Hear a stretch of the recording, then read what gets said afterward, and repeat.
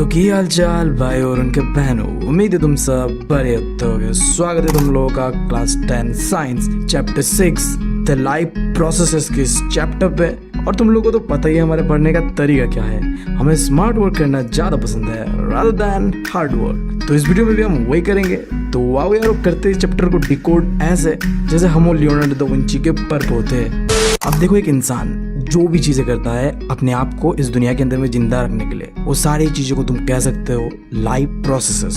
अब जैसे एक बकचोद इंसान, बहुत बकचोद इंसान को जीने के लिए जरूरी पड़ता है सस्ते नशे वाले मीम्स, सुबह शाम हार्पिक का जूस, वो भी एक्सपायर्ड वाला, कुछ उतियाब दोस्त और क्रश का याद। अरे और एक चीज है जो कि बहुत ही इंपॉर्टेंट है एक बकचोद इंसान के जीने के लिए, गाली। मतलब भाई साहब, बिना गाली के बकचोदी कैसे होता है, समझ रहे हो बात? तो बिल्कुल इसी तरीके से कई हजार साल पहले जब दुनिया के अंदर में नॉर्मल इंसान रहा करते थे, तो लाइफ प्रोसेसेस को चलाने के लिए हमें जरूरी पड़ता था न्यूट्रिशन का, रेस्पिरेशन का, सर्कुलेशन एंड ट्रांसपोर्टेशन का और आखिरी एक्सक्रीशन का। तो इस चैप्टर में पूरे डिटेल में हमें समझना है इन 4 पॉइंट्स को।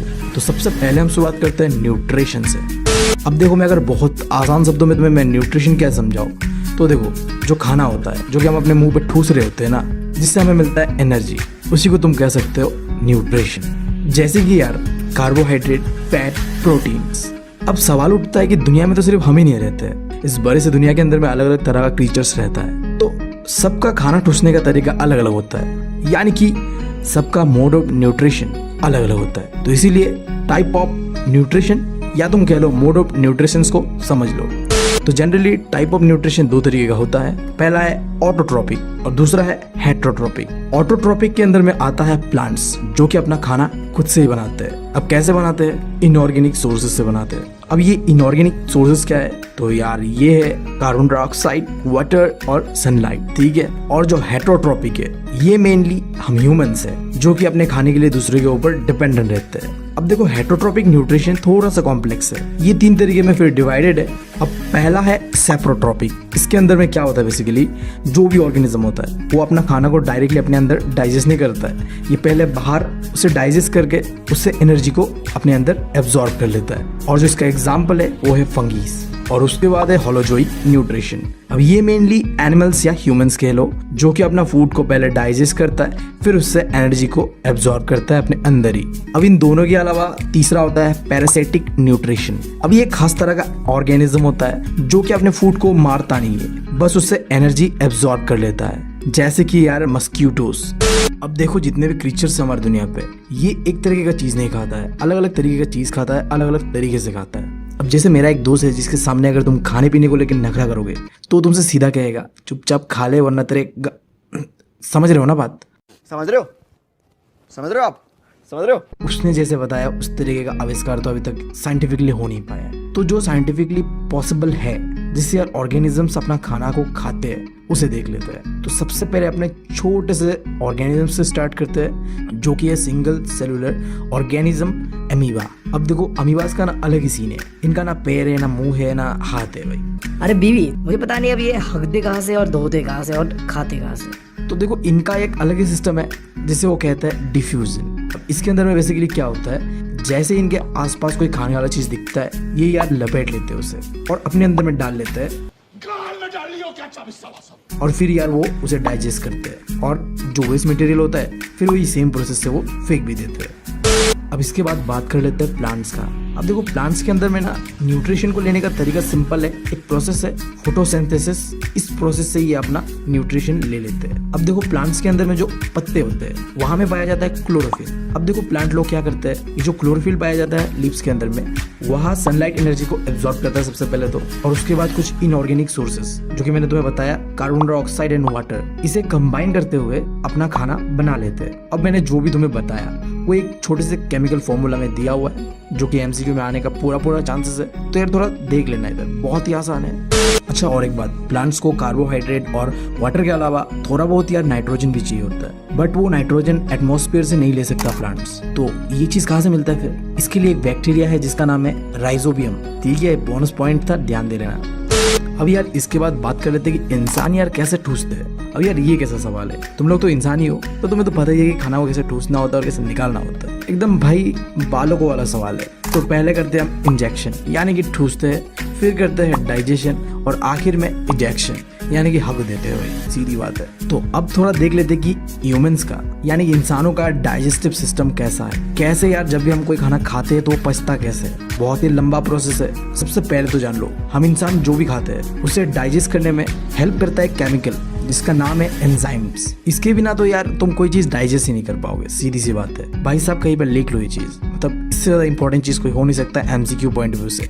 खैर यार, अब देख लेते हैं ह्यूमंस का डाइजेस्टिव सिस्टम को। तो यार हमारा डाइजेस्टिव सिस्टम ना दो चीजों में बटा हुआ है। पहला है एलिमेंट्री कैनाल, दूसरा है डाइजेस्टिव ग्लैंड्स। अभी क्या है, देखो एक लंबा सा पाइप मुंह से लेके अपने, समझ रहे हो ना कहाँ तक। अब इसके बीच जो भी चीजें हैं, जैसे कि यार हमारा माउथ है, स्टोमक है, लार्ज और स्मॉल इंटेस्टाइन है, लीवर है, ये सारी चीजें खाना को डाइजेस्ट करता है। और इसी के अंदर में पाया जाता है डाइजेस्टिव ग्लैंड्स।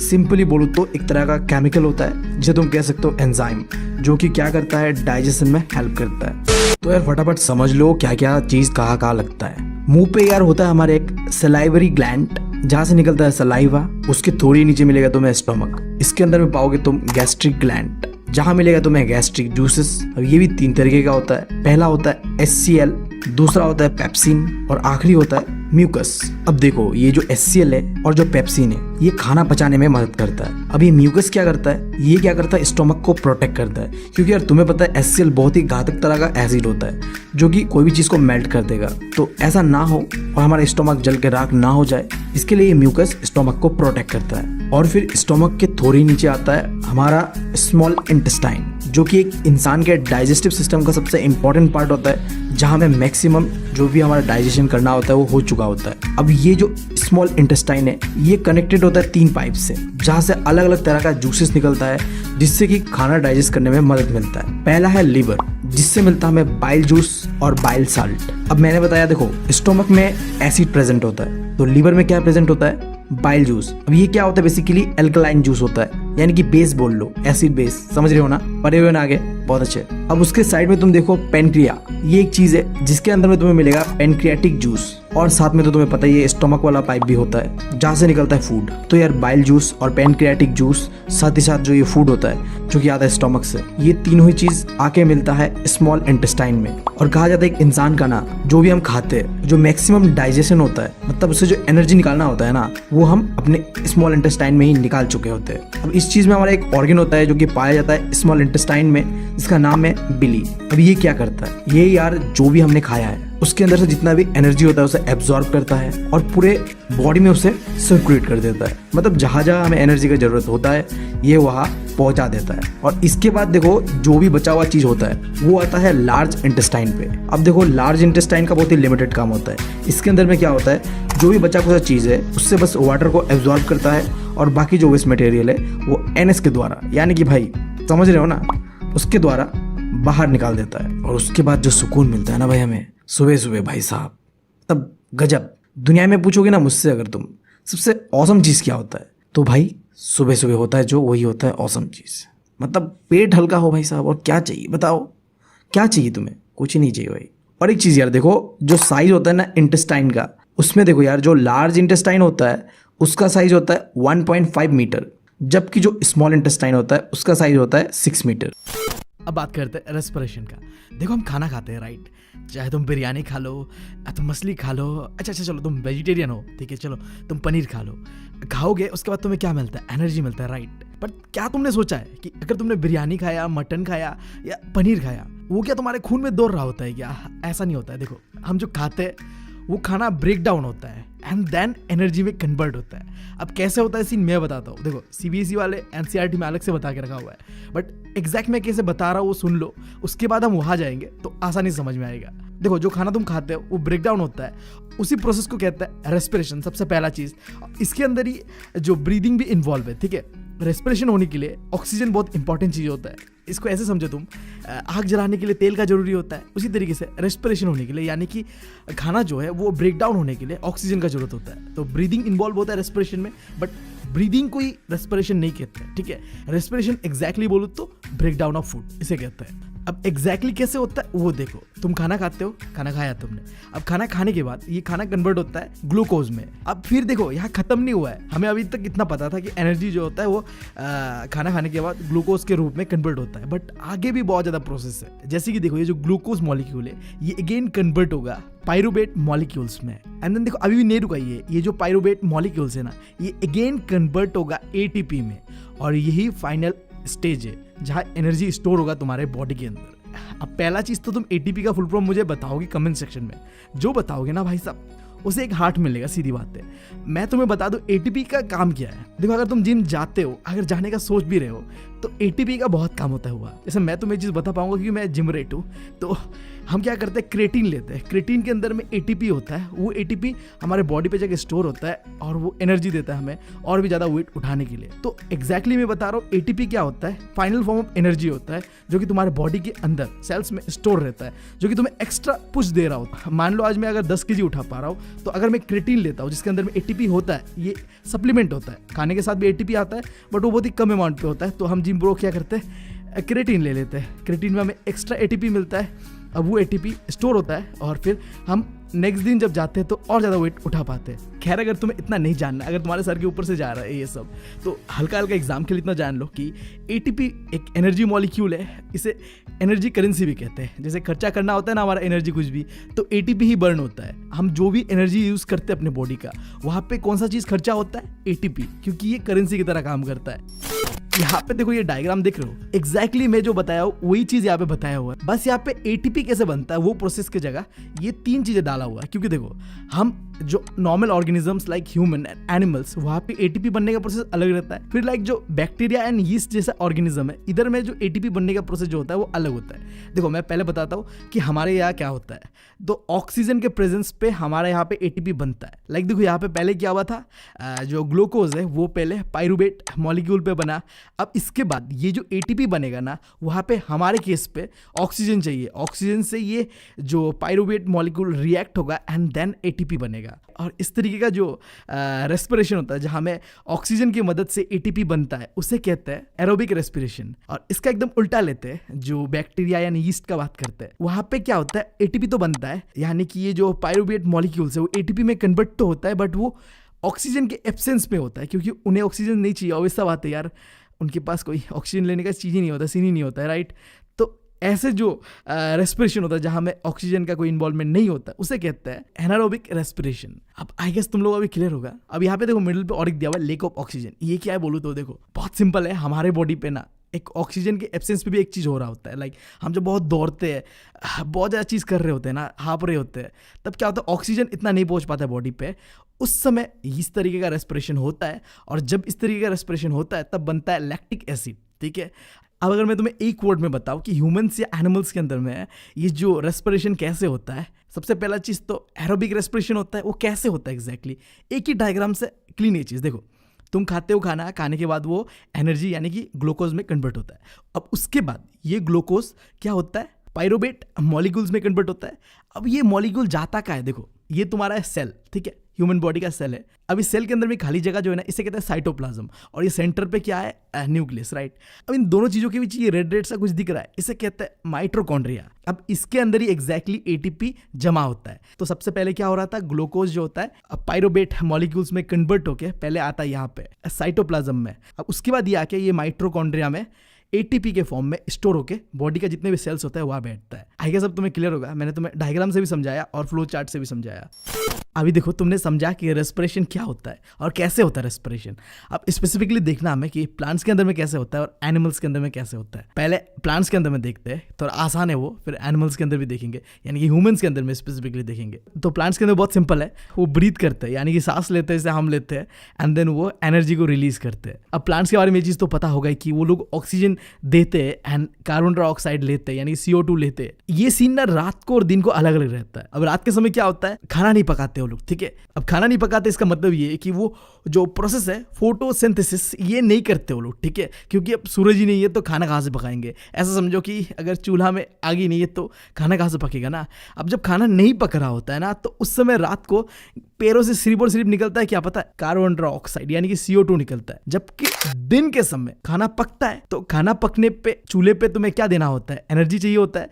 तो दिन के समय जो CO2 है उसका इस्तेमाल करके खाना पकता है, बट रात के समय नहीं पकता है। तो रात के समय गच्ची से सिर्फ निकलता है CO2, जबकि दिन के समय निकलता है ऑक्सीजन। क्योंकि दिन को खाना पकता है, यानी कि जो फोटोसिंथेसिस वाला प्रोसेस है वो हो रहा होता है, इसके वजह से दिन को निकलता है ऑक्सीजन और रात को निकलता है CO2। ये बस छोटा सा डिफरेंस है, ये जान लो, बस खत्म है। आगे बढ़ते हैं। अभी ह्यूमंस के अंदर में कैसा रेस्पिरेशन होता है वो चीज देखते हैं। इस डायग्राम के अंदर में कई सारी चीजें दिया हुआ है, बट मैं बता रहा हूँ तुम्हें कुछ 5 चीजें ऐसे हैं जिनका नाम और कहाँ वो है उनके बारे में और उनका फंक्शन, वो चीज बस याद रखना है। अब देखो पहले क्या होता है, नोस्ट्रल पैसेज जो तुम्हारा नाक होता है ना, वहां से एयर जो होता है ब्रीद होता है, अंदर आता है। अब देखो इसके अंदर में, नाक के अंदर में कई सारे बाल होते हैं एंड देन थोड़ा म्यूकस होता है, जिसकी वजह से क्या होता है, पहले तो ये फिल्टर होता है, ओके, 10 पार्टिकल को रोक के नाक के अंदर से बस एयर जो होता है आ रहा होता है, ठीक है। अब जो आ रहा होता है ना, तो एक पाइप से आ रहा होता है, ठीक है। अब ये जो पाइप है ये बना हुआ है रिंग्स ऑफ कार्टिलेज से। अब इसे दूसरे नाम से भी बुलाया जाता है जिसे कहते हैं ट्रेकिया। अच्छा, ये ट्रेकिया का जो फंक्शन कह लो या फिर जो ये रिंग्स ऑफ कार्टिलेज का क्या काम है? पहला चीज तो ये बहुत ही एक फ्लेक्सिबल टिश्यू है जो कि मतलब सिकुड़ता भी है और फैलता भी है। अब इसका क्या काम होता है वो तुम बहुत ही अच्छी तरीके से समझ पाओगे। जो अस्थमा पेशेंट होता है वो लोग से देखो, उन्हें ना सांस लेने में तकलीफ होता है। ये जो उनके पाइप होता है ना, इसके अंदर में कुछ म्यूकस टाइप का जम जाता है, जिसके वजह से उनका सीना दर्द दे रहा होता है। एक्चुअली उनका सीना दर्द नहीं दे रहा होता है, ये जो रिंग्स ऑफ कार्टिलेज है ये क्या होता है, सिकुड़ जाता है, कुछ जम जाता है म्यूकस टाइप का कुछ, ठीक है, जिसकी वजह से ये सिकुड़ जाता है और फिर उन्हें सांस लेने में प्रॉब्लम होता है और उन्हें लगता है कि सीना में दर्द हो रहा है, ठीक है। अब देखो ये पाइप इधर आके देखो लंग्स पे आके राइट एंड लेफ्ट तरफ पे डिवाइड हो जा रहा है। अब इसे कहते हैं ब्रोंकाई, ठीक है। जो डिवीजन हुआ ना ब्रांच की तरह, पेड़ के रूट्स की तरह, इसे कहते हैं ब्रोंकाई। एंड देन देखो ये अगेन फिर बिखर जा रहा है एकदम, ठीक है। अभी जो बिखरने वाला जो पाइप्स है ना अलग अलग सा, इसे कहते हैं ब्रोंक्यूल्स, ठीक है। एंड देन आखिरी पे देखो यहाँ पे कुछ बैलून लाइक स्ट्रक्चर गोला गोला सा बना हुआ है, ये क्या है? इसे कहते हैं एल्ब्यूलाई। अब तुम्हें ये चीज तो पता है ना कि लंग्स के अंदर में होता है क्या एग्जैक्टली, जो एयर होता है उसे प्यूरिफाई करते हैं हम, ठीक है। अब वो जो एग्जैक्ट प्रोसेस है ना वो यहीं पे हो रहा होता है। बॉडी के अंदर में जितना भी जो CO2 गैसेस है ना वो यहाँ से बाहर निकलता है, फिर नाक से बाहर निकल जाता है, और जो नाक से हमने ऑक्सीजन फ्रेश लाया ना एयर से, वो भी फिर यहाँ पे आता है। एंड देन इस एल्ब्यूलाई से वो क्या करता है, हमारे जो ब्लड वेसल्स यानी कि खून के रगों में बह जाता है, ठीक है। अगर मैं देसी लैंग्वेज में बताऊं तुम्हें कि एग्जैक्टली क्या होता है, इस एल्ब्यूलाई के अंदर में होता है फिल्ट्रेशन। किस चीज का फिल्ट्रेशन? एयर का। एयर के अंदर में जो CO2 गैसेस है वो बॉडी से बाहर निकलता है, और जो हम ऑक्सीजन को इनहेल करते हैं ना वो ब्लड के अंदर में जाता है। अब एक चीज ध्यान देना यहाँ पे, इस ऑक्सीजन को बॉडी के अंदर में ट्रैवल करने के लिए मदद करता है ब्लड के अंदर में जो एक सेल होता है जिसे कहते हैं RBC यानी कि रेड ब्लड सेल। ये रेड ब्लड सेल ऑक्सीजन को लेके जाता है हमारे सेल्स तक, बॉडी के एक एक सेल्स तक लेके जाता है। एंड देन लेके जाने के बाद ये ऑक्सीजन वहां जाके फूड को ब्रेक डाउन करता है एंड एनर्जी पे कन्वर्ट करता है, यानी कि ATP में कन्वर्ट करता है। तो ठीक है यार, यहाँ पे खत्म होता है हमारा रेस्पिरेशन का जितना भी सीन था। अब बढ़ते हैं सीधा ट्रांसपोर्टेशन पे। मुझे तुम कुछ सवालों का जवाब दोगे, इसके बाद ही मैं आगे बढ़ूंगा। पहले बताओ, जब हम खाते हैं कुछ तो मिलता है हमें उससे न्यूट्रिएंट्स, राइट। उसके बाद जब हम सांस लेते हैं तब हमें मिलता है ऑक्सीजन। अब ये ऑक्सीजन एंड न्यूट्रिएंट्स को बॉडी के अंदर में जो सेल्स होता है वहां तक कौन पहुंचाता है? फिर देखो सेल्स के अंदर में कुछ वेस्ट जनरेट होता है जो कि CO2 के फॉर्म में भी हो सकता है या कुछ और भी हो सकता है। अब इन्हें भी ट्रांसपोर्ट करके कौन बाहर निकालता है हमारे बॉडी से? एंड आखिरी चीज, हमने कंट्रोल एंड कोऑर्डिनेशन वाले चैप्टर पे पढ़ा था कि हमारे बॉडी के कुछ ऑर्गन्स है जो कि हार्मोन रिलीज करता है। अब रिलीज करने के बाद ये बॉडी पे ट्रांसपोर्ट कैसे हो रहा होता है? इन सारे सवालों का जवाब है ब्लड। ब्लड वो चीज़ है जो बॉडी के अंदर में हर चीज़ को ट्रांसपोर्ट करता है, वेस्ट प्रोडक्ट को बाहर निकालता है, और जो चीज़ हमें चाहिए वो उस जगह तक पहुंचा रहा होता है, चाहे वो हार्मोन हो, ऑक्सीजन हो या न्यूट्रिएंट्स हो। अभी ना यार मेरे दिमाग में और एक सवाल आ रहा है। माना ये ब्लड बॉडी में ट्रांसपोर्ट होता है और जो चीज़ें हमारे बॉडी को चाहिए होता है देता है या निकालता है। अब इस ब्लड को बहने में कौन चीज़ मदद करता है? लाइक देखो ये ब्लड जो होता है गाड़ी की तरह होता है जो सामान पहुंचाता है इधर से उधर, ठीक है। अब इस गाड़ी का फ्यूल कौन सा है? सवाल उठता है।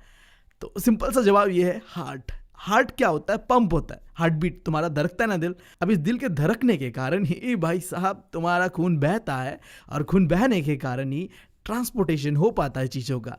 कनेक्ट कर दिया मैंने चीज़ों को। अब मैं थोड़ा ब्लड के बारे में तुम्हें बताऊंगा, ठीक है। ब्लड का क्या कंपोनेंट होता है? टोटल 4 कंपोनेंट होता है। पहला होता है प्लाज्मा, दूसरा होता है RBC सेल्स यानी कि रेड ब्लड सेल्स, तीसरा होता है व्हाइट ब्लड सेल्स, एंड आखिरी होता है प्लेटलेट्स।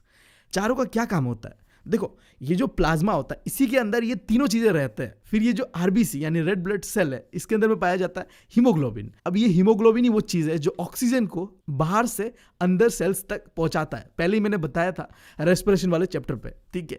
अब तीसरा चीज है व्हाइट ब्लड सेल। इसका काम क्या है, बॉडी में अगर कोई बैक्टीरिया वायरस कुछ भी आता है तो उसे मारने का और बॉडी को प्रोटेक्ट करने का काम करता है व्हाइट ब्लड सेल। और आखिरी चीज है प्लेटलेट। मान लो तुम्हारे बॉडी पे कोई कट लग गया, अब ब्लीडिंग ना बहे उसे रोकने का काम करता है ये प्लेटलेट्स। ये क्या होता है, जिस जगह पे कटता है वहां पे जाके जम जाता है और तुम्हारे खून को बहने से रोक देता है। अब आओ यार हार्ट के बारे में पढ़ते हैं। मतलब इस चैप्टर को पढ़ने के बाद ना मैं तो सदमे में आ चुका हूँ। मुझे लगा था कि मैंने अपना दिल रोशनी को दे दिया था, बट ये क्या यार, वो तो ऐसा दिखता ही नहीं है बिल्कुल, वो तो मेरे अंदर ही है। मतलब कुछ भी बचपन से जो मुझे बताया गया था कि दिल ऐसा होता है और हम दिल दे देते हैं जिसे हम प्यार करते हैं, वो तो पॉसिबल ही नहीं है भाई। हम बिना हार्ट के जी नहीं सकते, घंटा किसी को देंगे दिल? हाँ, मतलब सदमे में हूँ अभी भी, मैं बता रहा हूँ, सो नहीं पा रहा हूँ। बस यही सोचते जा रहा हूँ रात भर कि अब क्या होगा मेरे साथ। मैं तो दे ही नहीं पाऊंगा मेरा दिल। अगर रोशनी ने गलती से मेरा दिल मांग लिया तो अबे साले। छोड़ो ज़्यादा जा रहा हूँ मैं। अब बात करते हैं सीधा हार्ट के बारे में, ठीक है। अब हार्ट के बारे में तुम्हें कुछ बेसिक चीज़ें बताऊंगा एंड देन हार्ट का जो इंटरनल स्ट्रक्चर होता है उसके बारे में बताऊंगा एंड कैसे हार्ट ब्लड को सर्कुलेट करवाता है वो चीज़ देखेंगे, ठीक है। यानी circulation of blood by heart, वो चीज़ देखेंगे। बेसिक चीज़ बताओ तो हार्ट एक पंपिंग ऑर्गन है, ठीक है, जो कि ब्लड को पंप करता है एंड जो ब्लड का ट्रांसपोर्टेशन है वो चीज़ करता है हार्ट। देखो मैं जब अपना फिजिकल एजुकेशन का क्लास चल रहा था यूनिवर्सिटी के अंदर में, तो टेस्ट पे मैंने ये गलती किया था, तो मत करना जाके, ठीक है। मुझे पहले लगता था कि हार्ट पे ही ब्लड जो होता है वो प्यूरीफाई होता है, बट ऐसा नहीं है। दो अलग ऑर्गन है जहाँ पे हार्ट प्यूरीफाई होता है। पहला है लंग्स, दूसरा है किडनी। आगे हम देखेंगे वो दोनों चीज़ें, बट अभी के लिए इतना जान लो। बेसिक चीज़ें मैंने तुम्हें बता दिया। आखिरी चीज़ अगर तुम्हें जानना है कि हार्ट का जो साइज़ कितना होता है, एक मुट्ठी के बराबर, ठीक है। तुम्हारा मुट्ठी कैसी अपमानजनक बातें कर रहा है लड़का, ये अश्लील है ये लोंडा। क्या बता रहा हूँ मैं? अच्छा ठीक है, तुम्हारे हार्ट को जब तुम मुट्ठी बनाओगे तो उसके बराबर होता है हाँ तुम्हारा दिल का साइज। अब इंटरनल स्ट्रक्चर के बारे में बात करते हैं। देखो इंटरनल स्ट्रक्चर को जानने के लिए सबसे पहला चीज़ तुम्हें ये दो चीज़ जानना चाहिए कि हमारे हार्ट के अंदर में दो तरीके का जो है ब्लड आता है। एक होता है ऑक्सीजनेटेड ब्लड, एक होता है डीऑक्सीजनेटेड ब्लड। वो ब्लड जिसके अंदर में ऑक्सीजन होता है और वो हार्ट के अंदर में एंटर करता है उसे कहते हैं ऑक्सीजनेटेड ब्लड। और वो ब्लड जो कि हार्ट के अंदर में एंटर कर रहा होता है और उसके अंदर में होता है कार्बन डाइऑक्साइड यानी कि CO2, उसे कहता है डीऑक्सीजनेटेड ब्लड। सिंपल है।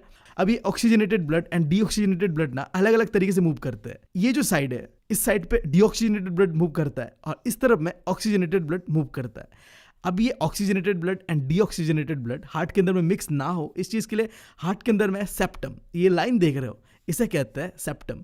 अब ये क्या करता है, deoxygenated blood and oxygenated blood को मिक्स होने से रोकता है। इससे तुम्हें एक चीज़ पता चल रहा है हार्ट के स्ट्रक्चर के बारे में कि हार्ट का जो राइट साइड होता है वो संभालता है डीऑक्सीजनेटेड ब्लड को और हार्ट का जो लेफ्ट साइड होता है ये संभालता है ऑक्सीजनेटेड ब्लड को। और इन दोनों ब्लड को मिक्स होने से रोकता है सेप्टम, क्योंकि वो दीवार की तरह यहाँ बना हुआ है। अभी भी यहाँ पे खत्म नहीं हुआ है, ठीक है।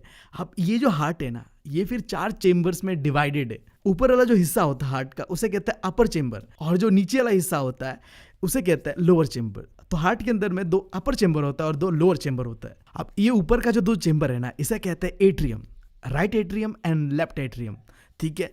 और नीचे के जो 2 चेम्बर है इसे कहते हैं ventricles, right ventricles and left ventricles. अब ये जो अपर चेम्बर होता है दोनों जिसे कहते हैं लेफ्ट एंड राइट एट्रियम, यानी कि ये रिसीविंग चेम्बर्स है। यहाँ पे आता है ऑक्सीजनेटेड ब्लड और यहाँ पे आता है डीऑक्सीजनेटेड ब्लड और ये हार्ट के अंदर में एंटर करता है। अब एंटर कहाँ से करता है मैंने बता दिया। अब फिर ये oxygenated and deoxygenated blood heart से बाहर निकलता है। अब बाहर कहाँ से निकलता है, ये जो नीचे वाला 2 चेम्बर है ना जिसे कहते हैं right ventricle and left ventricle, ठीक है, ये है डिस्ट्रीब्यूटिंग चेम्बर। इन दोनों चेम्बर्स से oxygenated and deoxygenated blood heart से बाहर निकलता है। अब ये कहाँ जाता है नहीं जाता है, मतलब सर्कुलेशन के बारे में बात करते हैं, जिसके लिए हम इस्तेमाल करेंगे इस डायग्राम को। सबसे पहले तुम देख पा रहे हो ये सेंटर वाला जो चीज़ है वो है तुम्हारा दिल, ऊपर में जो चीज़ है वो है तुम्हारा लंग्स और नीचे में मान लो है तुम्हारा बॉडी का ऑर्गन्स, ठीक है, सिंप्लीफाई करने के लिए दिया हुआ है। अब एक साइड देखो ब्लू कलर से रंगा हुआ है और दूसरा साइड रेड कलर से रंगा हुआ है। अब इसका मतलब क्या है, ये जो ब्लू कलर है वो रिप्रेजेंट कर रहा है डीऑक्सीजनेटेड ब्लड, माने कि डीऑक्सीजनेटेड ब्लड यहीं पे सर्कुलेट होगा और ऑक्सीजनेटेड ब्लड सर्कुलेट होगा रेड में। अब ये जो ब्लू पाइप है उसे कहते हैं वेन्स, एंड जो रेड पाइप है उसे कहते हैं आर्टरीज। एंड देखो ऊपर और नीचे में जो आर्टरीज एंड वेन्स जुड़ रहे हैं ना, इन जुड़ने वाले पाइप्स को कहते हैं कैपिलरीज। अब ये कैपिलरीज वो पाइप होते हैं जो कनेक्ट करते हैं वेन्स को आर्टरीज के साथ। अब मैंने तुम्हें बताया था ना कि लंग्स जो होता है हमारा वो क्या करता है, एक प्यूरिफाइंग यूनिट होता है। ये क्या करता है, डीऑक्सीजनेटेड ब्लड को ऑक्सीजनेटेड ब्लड पे कन्वर्ट करता है, यानी कि CO2 को फेंक देता है एंड जो ऑक्सीजन है, प्योर ऑक्सीजन जो होता है उस टाइप का ब्लड को हमारे बॉडी पे सर्कुलेट करता है। ये चीज़ तुम्हें पता था राइट। अब क्या होता है देखो, लंग्स से ऑक्सीजनेटेड ब्लड पहले ये जो लेफ्ट एट्रियम है ना यहाँ पे एंटर करता है, क्योंकि मैंने बताया कि ऊपर वाला चेंबर रिसीव करता है, देखो रिसीव कर रहा है ऑक्सीजनेटेड ब्लड को। एंड देन अब ये क्या करता है, जो ऑक्सीजनेटेड ब्लड है उसे भेजता है लेफ्ट वेंट्रिकल पे, यानी कि नीचे भेजता है। एंड देन ये जो लेफ्ट वेंट्रिकल है ये क्या करता है, फिर ये ऑक्सीजनेटेड ब्लड को पंप करके हमारे बॉडी तक पहुंचाता है। अब जब ये ऑक्सीजनेटेड ब्लड बॉडी पे जाता है अलग अलग हिस्सों पे, जाने के बाद वहाँ पे क्या होता है, CO2 इस पे मिक्स हो जाता है, जिसकी वजह से ये फिर क्या बन जाता है, डीऑक्सीजनेटेड ब्लड बन जाता है। अब इसे फिर प्योर करना पड़ेगा। अब फिर फिल्ट्रेशन के लिए सबसे पहले ये हार्ट पे जाता है। हार्ट के कौन से हिस्से पे जाता है, जो तुम ये हिस्सा देख रहे हो ना, राइट एट्रियम, ऊपर वाला जो हिस्सा है मैंने बताया था ऊपर में रिसीव करते हैं। देखो ये राइट एट्रियम वो डीऑक्सीजनेटेड ब्लड को रिसीव करेगा एंड देन वो उसे नीचे भेजेगा राइट वेंट्रिकल पे। एंड आखिर में ये राइट वेंट्रिकल पंप अप होके ये जो डीऑक्सीजनेटेड ब्लड है उसे भेजेगा लंग्स पे, और लंग्स पे जाने के बाद वो लंग्स दोबारा इसे क्या कर देगा, प्योर कर देगा, फिल्टर कर देगा, जिसके बाद ये डीऑक्सीजनेटेड ब्लड ऑक्सीजनेटेड ब्लड बन जाएगा। तो यही है इसका सर्कुलेशन प्रोसेस। अभी अगर तुमने ध्यान से देखा यहाँ पे क्या हुआ, 2 बार सर्कुलेट हुआ, एक बार राइट की तरफ एक बार लेफ्ट की तरफ, जिस वजह से इसे कहते हैं डबल सर्कुलेशन। अब देखो जरूरी नहीं है कि हर एक जो ऑर्गेनिज्म है उसके अंदर में ऐसा डबल सर्कुलेशन ही होगा। लाइक बर्ड और मैमल्स के अंदर में डबल सर्कुलेशन होता है, यानी कि उनका जो दिल होता है उसका 4 चेंबर होता है। बट देखो जो रेप्टाइल और एम्फीबियंस होते हैं ना, उनके अंदर में 3 चेंबर होता है। और अगर बात करूं मछलियों का, तो मछलियों में बस 2 ही चेंबर होता है। तब समझ गए double circulation, single circulation, circulation क्या होता है, हार्ट का स्ट्रक्चर क्या होता है। भाई सब हो गया दिल के बारे में। हाँ अब दिल के मामले में ना अब तुम मतलब हाँ बहुत खतरनाक हो चुके हो, ठीक है। अब कोई तुम्हारा दिल नहीं तोड़ सकता, मैं बता रहा हूँ। अब सख्त लोंडा बनना है कि नहीं, सब पता है मैंने दिल के बारे में। अब दिल नहीं पिघलाना है, राइट। अब आगे बढ़ते हैं। अब बात करते हैं कि सर्कुलेशन प्लांट्स के अंदर में कैसे होता है। बहुत सिंपल है, 2 टिश्यूज के बारे में जानना है प्लांट्स के अंदर में जो होता है, और वही चीज़ है प्लांट्स के अंदर में जो ट्रांसपोर्टेशन है उन पे मदद करता है। पहला टिश्यू है जाइलम और दूसरा टिश्यू है फ्लोएम। अभी जाइलम टिश्यू करता क्या है, जो तुम्हारा रूट होता है ना प्लांट का, वो क्या करता है, सॉइल के अंदर से वाटर एंड मिनरल्स को लेके प्लांट के अलग अलग पार्ट तक पहुंचा रहा होता है। इतना ही काम है इसका। अब उसके बाद फ्लोएम क्या करता है, ये ट्रांसपोर्ट करता है खाना को। जो खाना पकाते हैं ना प्लांट्स फोटोसिंथेसिस के प्रोसेस से, अब वो खाना बनने के बाद प्लांट के अलग अलग पार्ट पे लेके जा रहा होता है उसे फ्लोएम। यहाँ पे बस याद रखना ये चीज, जाइलम के अंदर में सिर्फ अपवर्ड मूवमेंट होता है, ऊपर की तरफ ही जाता है रूट से लेके अलग अलग पार्ट पे, जबकि फ्लोएम के अंदर में ऊपर नीचे हर तरफ जा रहा होता है, क्योंकि प्लांट को भाई हर एक जगह पे खाना चाहिए, ठीक है। तो खाना को ऊपर भी लेके जाना होता है और नीचे भी लेके जाना होता है। खत्म कहानी प्लांट्स का भी। अब बात करते हैं आखिरी लाइफ प्रोसेस के बारे में, जो कि है एक्सक्रीशन। अब देखो हमने जो अभी तक 3 लाइफ प्रोसेसेस पढ़ा था, डाइजेशन, ट्रांसपोर्टेशन एंड रेस्पिरेशन, इन तीनों के होने के बाद कुछ वेस्ट जनरेट होता है हमारे बॉडी के अंदर में। अब वो वेस्ट को निकालने का काम करता है और उसी प्रोसेस को कहता है एक्सक्रीशन। अब ये चीज़ एकदम गाढ़ बांध लो, जो यूनिसेलुलर ऑर्गेनिजम्स लाइक बैक्टीरिया होते हैं उनके अंदर में ये एक्सक्रीशन का प्रोसेस होता है डिफ्यूजन से, याद रहेगा ये चीज। बट हमारे जैसे जो कॉम्प्लेक्स ऑर्गेनिज्म होते हैं ना, उनके अंदर में एक्सक्रीशन का प्रोसेस थोड़ा डिफिकल्ट है। देखो इस चैप्टर में बात करा गया है एक्सक्रीशन इन ह्यूमन के बारे में। तो इंसान ना 3 तरीके से अपना वेस्ट को बाहर निकालता है, सॉलिड फॉर्म में, लिक्विड फॉर्म में एंड गैसियस फॉर्म में। अब सॉलिड फॉर्म में निकालता है गांड से। अब हमने डाइजेशन वाले चैप्टर में पढ़ा था, ठीक है, उसके बारे में बात नहीं करते। अब जो हो गया, ठीक है। अब जो गैसियस फॉर्म में हम निकालते हैं वो कहाँ से निकालते हैं, हमारा जो लंग्स होता है ना वहाँ से हम निकालते हैं गैसियस फॉर्म में, ठीक है। उसके बाद आखिरी जो होता है लिक्विड फॉर्म में हम अपने वेस्ट को कहाँ से निकालते हैं, किडनी से, याद रहेगा। देखो एग्जैक्टली होता क्या है, बॉडी के अंदर जो भी वेस्ट जनरेट करते हैं अलग अलग ऑर्गन्स हमारे, वो लिक्विड फॉर्म में ब्लड के अंदर में सर्कुलेट कर रहा होता है। फिर वो जो ब्लड जब किडनी पे आता है तो वहाँ पे वो ब्लड फिल्टर होता है किडनी पे। ये भी हमने डिस्कस किया था कि ब्लड 2 जगह फिल्टर होता है, एक किडनी पे एक लंग्स पे। हमने लंग्स के बारे में बात कर लिया, अब बात कर रहे हैं किडनी के बारे में। तो किडनी में एक फिल्ट्रेशन यूनिट है जो ये ब्लड को फिल्टर करके वो इस प्रोडक्ट को बाहर निकाल देता है और ब्लड को बाकी भेज देता है बॉडी पे। वो पार्ट का नाम है नेफ्रॉन, ठीक है। अब इसका स्ट्रक्चर जो है हम थोड़ी देर में देखेंगे, बट अभी तुमने इतना समझ लिया कि एक बेसिक फिल्ट्रेशन यूनिट है जो कि जो है वेस्ट को ब्लड से अलग करता है, राइट। अभी तुम पहले ये जान लो कि जो किडनी बोलो या नेफ्रॉन का फंक्शन क्या होता है। बहुत सिंपल है, पहला चीज तो तुम्हें पता ही है कि ये वेस्ट को निकालता है बॉडी से, ठीक है। अब इसके अलावा बॉडी के अंदर में जो ब्लड प्रेशर का लेवल होता है उसे भी मेंटेन रहने पे ये मदद करता है। और आखिरी चीज बोलो तो बॉडी के अंदर में पीएच लेवल को भी मेंटेन रखता है। अब कैसे मेंटेन रखता है पीएच लेवल को बॉडी के अंदर में और कैसे वेस्ट को निकालता है, ये चीज जानने के लिए एक एनसीईआरटी पे एक चीज दिया हुआ है कि हम मूतते क्यों है, हम यूरिनेट क्यों करते हैं, ये जानो, सब क्लियर हो जाएगा, ठीक है। सो लाइक देखो, जो पर्पस ऑफ यूरिनेशन है ना वो क्या है। पहला चीज देखो, तुम्हारे बॉडी के अंदर में जो ब्लड होता है उसमें वेस्ट जनरेट होता है लिक्विड के फॉर्म में। अब वो वेस्ट यूरिन के फॉर्म पे निकलता है। कैसे निकलता है देखो, ब्लड में CO2 होता है, इसके अलावा जो कुछ नाइट्रोजनियस गैसेस होता है, जैसे लंग्स के अंदर में देखा था कि हमने CO2 को कैसे बाहर निकाल देता है, वो उसी तरीके से ये यूरिनेशन की मदद से CO2 लिक्विड फॉर्म में बाहर निकलता है। और जो हमने बात किया था नाइट्रोजनियस गैसेस का, उसके अंदर में क्या होता है, यूरिक एसिड। देखो बोला था ना एसिड लेवल को मेंटेन करता है। अब ये यूरिक एसिड को निकाल देता है जिसकी वजह से एसिड लेवल भी बॉडी पे मेंटेन रहता है। अब तुमने फंक्शन जान लिया और हम क्यों मूतते हैं वो भी तुमने जान लिया। अब आखिर में हम बात करते हैं जो ये नेफ्रॉन का स्ट्रक्चर है उसके बारे में।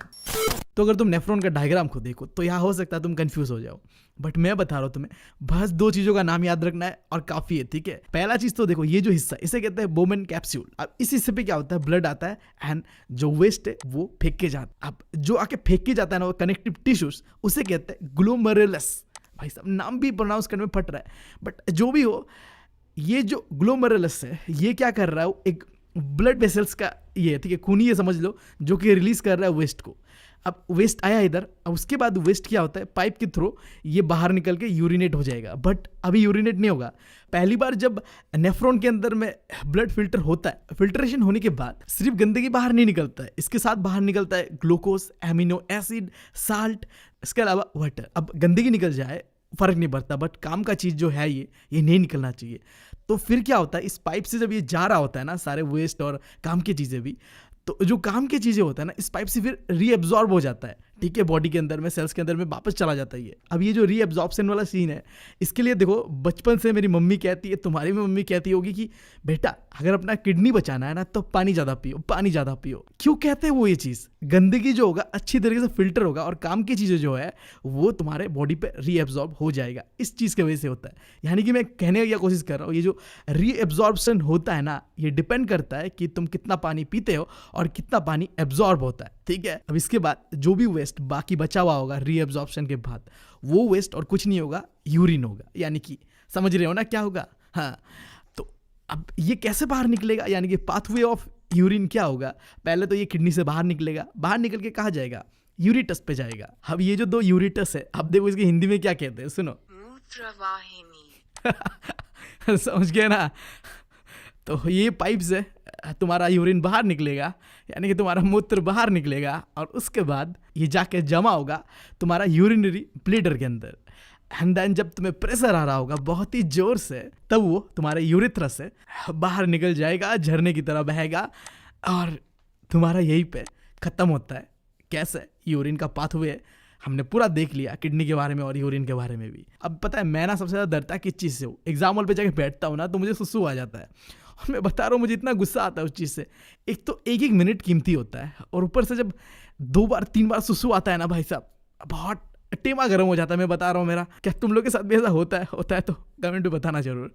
अब आगे बढ़ते हैं, आखिरी चीज़, हम अपना गंदगी कैसे निकालते हैं पता कर लिया, प्लांट्स का बात करते हैं कि वो कैसे निकालते हैं अपनी गंदगी को, एंड देन खत्म करते हैं चैप्टर को। देखो प्लांट के अंदर बहुत सिंपल है, प्लांट हर जगह से अपना जो वेस्ट प्रोडक्ट है वो बाहर निकालते हैं। सबसे पहले बात करते हैं जो खाना पकाने का प्रोसेस था, फोटोसिंथेसिस। इसके अंदर में हमने देखा है कि ऑक्सीजन और कार्बन डाइऑक्साइड दोनों ही वो बाहर निकालते हैं। और दूसरा, अगर प्लांट के अंदर में एक्सेस अमाउंट ऑफ वाटर जमता है तो उसे भी ट्रांसपोर्टेशन की मदद से वो बाहर निकाल लेता है। एंड तीसरा है कि ट्रीज अपना वेस्ट प्रोडक्ट को अपने पत्तों में भी रखते हैं। देखो जब बहुत ज़्यादा वेस्ट प्रोडक्ट हो जाता है उस पत्ते पे तो उसका रंग चेंज हो जाता है और वो गिर जाता है, झड़ जाता है। और उसी तरीके से जो स्टीम के अंदर भी जो डेड सेल्स होते हैं वहाँ में भी बहुत ज़्यादा वेस्ट प्रोडक्ट होता है, और आखिर रूट्स के अंदर में भी वेस्ट प्रोडक्ट वो निकालते हैं।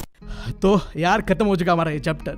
मैंने जल्दीबाजी में अगर कोई गलती किया होगा तो मैं दिल से तुम लोगों से माफ़ी मांग रहा हूँ, बट मैंने अपना बेस्ट दिया है, ठीक है। इससे बेस्ट इतने कम समय में नहीं दे सकता। तो यार अगर तुम्हें मेरा कंटेंट पसंद आया ना तो चैनल को सब्सक्राइब जरूर करना प्लीज़, मैं रिक्वेस्ट कर रहा हूँ। बस इस कुछ दिनों में हम टारगेट रखते हैं कि तुम कर दोगे 500K, ठीक है। 500K का फैमिली बनाओ, क्योंकि देखो अगर मैं आगे गया ना तो कुछ चेंज हो या ना हो, मैं एजुकेशन सिस्टम को जरूर चेंज करूंगा।